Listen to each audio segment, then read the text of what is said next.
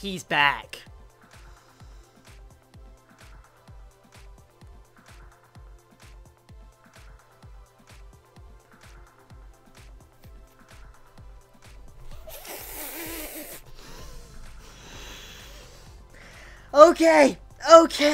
Okay. Internal fangasm right now. Internal fangasm.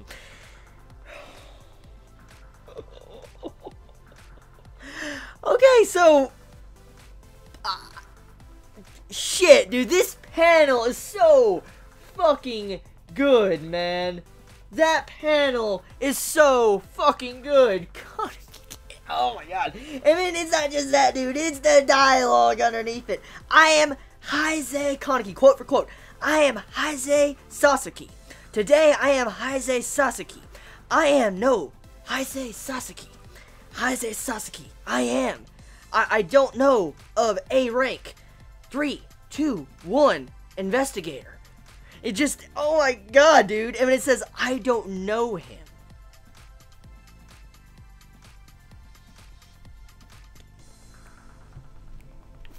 Oh! Yo! Woo! Okay. Sorry.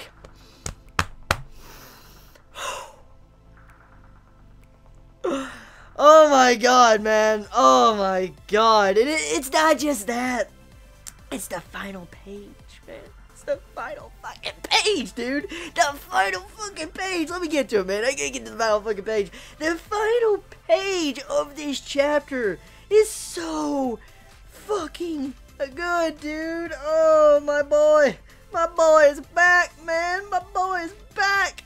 You just hear screams. You just hear fucking screams. I don't know if you can make it up, but you just hear like, ah, fucking, oh my god, dude. And when you hear laughing, it's kind of like a distorted laughter. Oh my god, dude. Like, the picture, oh, oops, fucked it up right there. The picture of Psycho right there, Cookie-chan. The picture in the face she has right there is my expression when I saw this. I'm like, bro, my boy, Kaneki, he is alive. He's there somewhat. He's fucking there. But the question is, how there is he? Because with the torture he's going through right now, with the screams I'm looking at right now, bro. And what's even, let's, point this out, okay? The final panel, or the final page of the chapter is Psycho and Hinami as the final people shown in the chapter. And you just hear them hearing these distorted screams. That's what you hear in the chapter. And you see Psycho, she's fucking freaking out. She's like, what? Like, that's her. And then you got Hinami has the mask on, she's just looking sideways. And you know for a fact, she's like freaking out too. She's hearing her Ane-chan, screaming.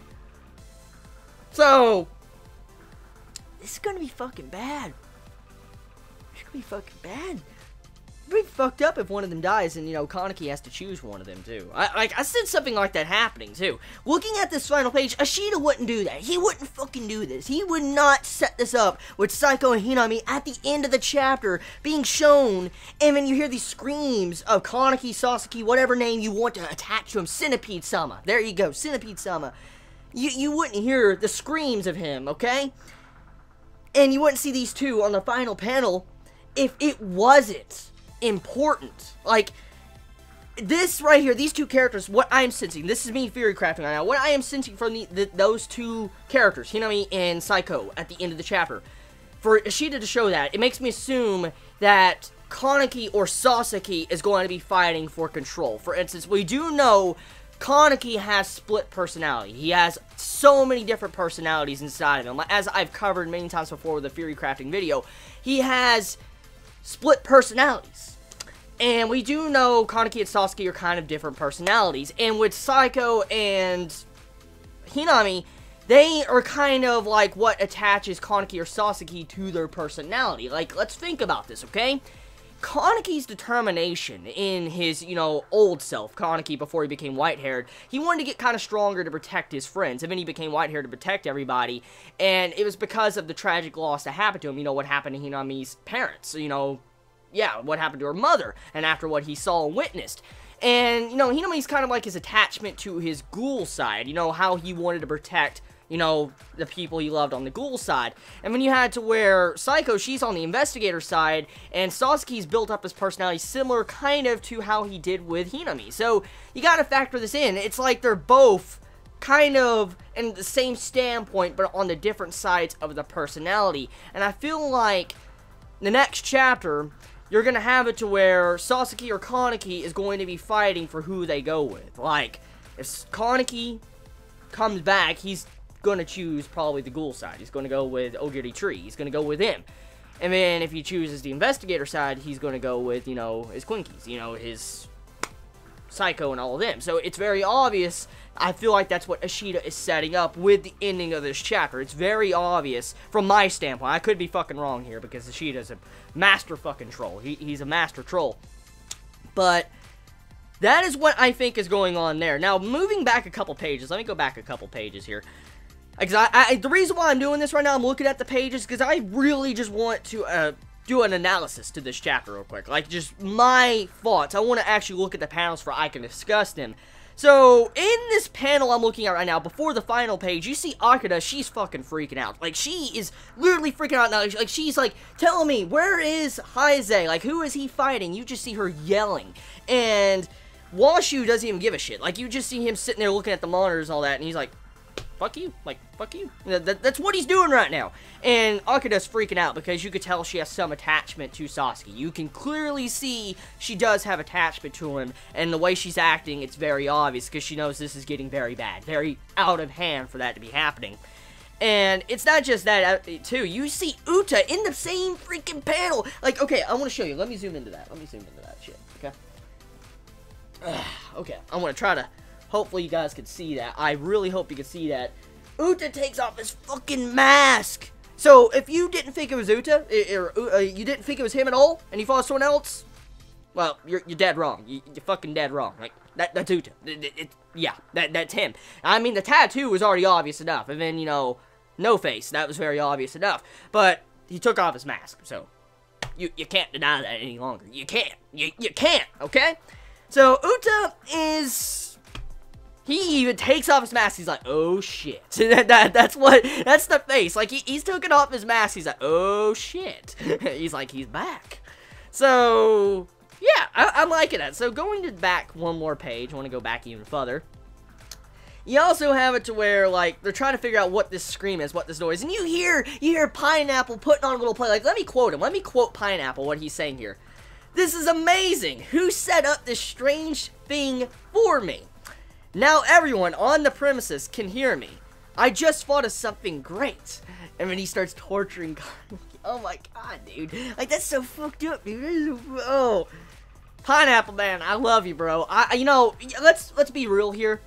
We gotta love Pineapple, because thanks to him, Centipede is coming back. Kaneki is coming back, thanks to what Pineapple is doing. But Pineapple, you're gonna have to step back. You're gonna have to step back, because Centipede's gonna eat you alive. He's gonna fucking eat you. He fought the god, the killer of ghouls. He fought Papa, okay?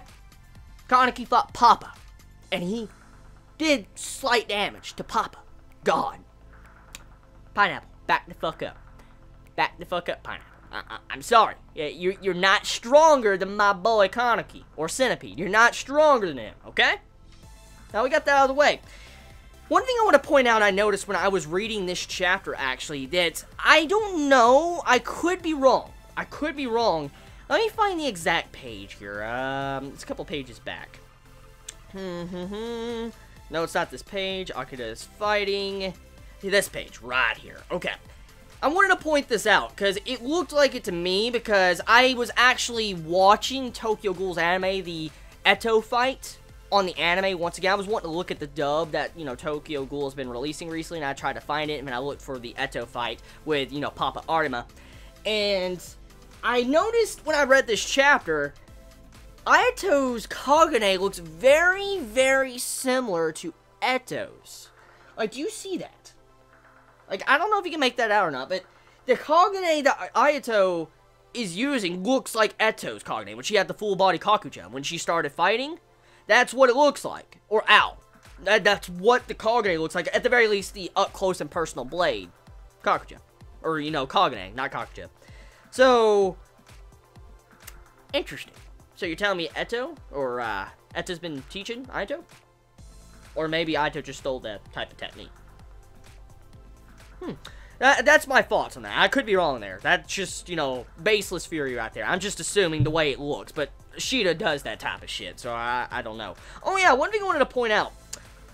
There's this weird fucking panel here. Right there. Like this weird-ass panel. And you have this weird X's and O's. It's like, you know, cheat codes being placed in. We saw this once before, but once again it pops up, and I don't even know who the fuck that is. Like, do you all know who that is? Like, do you know who the fuck that is at the top there? I hope I'm just brain dead. Well, I hope I'm not brain dead, actually. There you go. That corrects it. Because I don't know who the hell that is.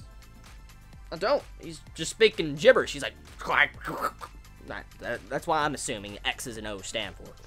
So, yeah. Next thing... Oh, yes. Nuts gets defeated. Nuts gets fucking defeated. Bro. I did not expect that. I did not expect to see Nuts get defeated. Bro. I did not expect her to die like that. Well, she's not officially dead, because, I mean, a wound like that's not enough, I would say, to kill a ghoul completely. But,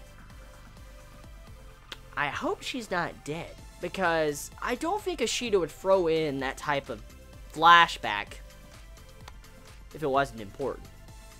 Like, the flashback we got when she got stabbed by Shirazu, we see how she wants to be beautiful. I mean, you see how she was kind of like an orphan. You see in this flashback, she's looking through this glass mirror, and she's like an orphan, and she wanted to be beautiful, and then now we can see kind of why she's kind of like she is. So, I don't think Ashita would add something like that in if it wasn't important, or it was going to be used. Like, I don't feel like she would have got that as her final scene before she dies. So, I feel like she is probably going to live, because right now, Nuts has something very interesting about her. She has a Chimera Kagane. That's one thing. That's unique in of itself. That's very unique. But what's even more unique is she can detach her Kagane and put it in the fucking wall and use them as weapons. So, yeah, she's very unique as a ghoul. And I don't think Ashita would introduce these different elements, these new elements, to the front of the series if she wasn't important. So, I don't know. I don't think she's dead. I feel like she's going to be probably in prison, maybe. Or maybe she might escape. Maybe Shirazu's going to feel sad for her and let her escape. Now, Psycho, too. Oh, God. Cookie-chan. Oh, my God. Oh, my God. Did you see the face she made? She was like... I mean, she had, like, her Kakugan, you know, activating. Like, it looked like she was getting pissed. Like, she was about to use her Kagane. So, bro. Cookie-chan going in. She's going in. So, yeah, I mean, that's the chapter of Tokyo Ghoul in a nutshell. It's just like, fucking hype. I'm so hyped right now. I'm so hyped. I'm so hyped. My boy is back. My boy is back. Pineapple, too, man. Your fucking boy, too, man. Dude, I gotta thank Pineapple. I mean, I gotta thank him. And he's bringing back, you know, Best Boy. So, yeah, tell me your thoughts. I love y'all so much. Cannot wait. It's gonna be hell waiting for the next chapter. Wonder if my theories will be true. So yeah, y'all have a wonderful day or not, wherever you live. Please be safe. Chibi out.